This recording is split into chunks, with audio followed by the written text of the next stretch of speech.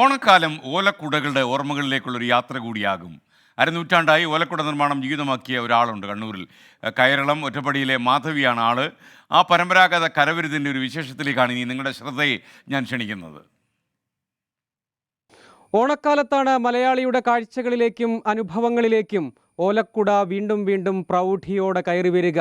കഴിഞ്ഞ 5 പതിറ്റാണ്ടായി ഓലക്കുട നിർമ്മാണം മാധവി ചേച്ചിക്ക് ഒരു തപസ്സാണ്.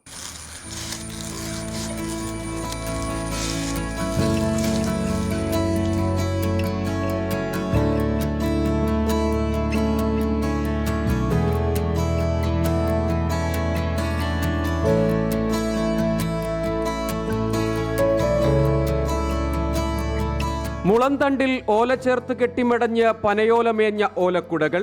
വിസ്മൃതിയിലാണ്ടൊരു ഭൂതകാലത്ത് മലയാളം കൈപിടിച്ച ഹരിതത്തണൽ. കണ്ണൂർ കയറളം ഉറപ്പടിയിലെ മാധവി ഓലക്കുട നിർമ്മാണം തുടങ്ങിയിട്ട് വർഷം 57ആയി.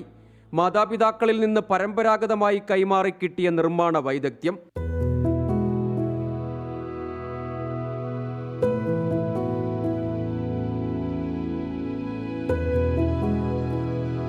ഞാനിങ്ങനെ കുറച്ചെല്ലാം കുട കെട്ടു, മുറം കെട്ടു എല്ലാം ചെയ്യുന്നു. നമ്മളെ തൊഴിൽ നമ്മൾ എടുക്കുന്നു. പരമ്പരാഗതമായിട്ട് നമ്മളെല്ലാവരും കുട കെട്ടുന്ന ആൾ തന്നെയാണ്. എല്ലാവരും വെച്ചാൽ അച്ഛനമ്മ എല്ലാം കെട്ടും. അതുകൊണ്ട് നമ്മളും പഠിച്ചു. ഇപ്പോൾ ഓണം പിന്നെ ഇത് തെയ്യവും തറിയെല്ലാം ആകുമ്പോൾ അങ്ങനെ കൊടുക്കും. പിന്നെ ഓണത്തിന് മാവേലിക്ക് കൊടുക്കും. പിന്നെ കുട്ടിക്ക് ഇങ്ങനെ ചെറിയ ഓടയെല്ലാം കെട്ടി കൊടുക്കും.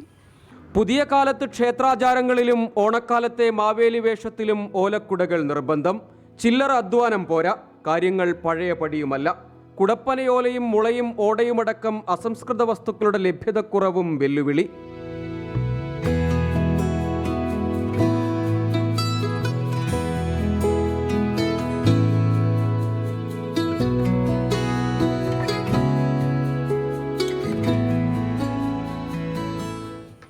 തൊപ്പിക്കൊടയെല്ലാം കിട്ടും, പക്ഷേ അതൊന്നും ഇപ്പം ആൾക്കാർക്ക് വേണ്ടല്ല.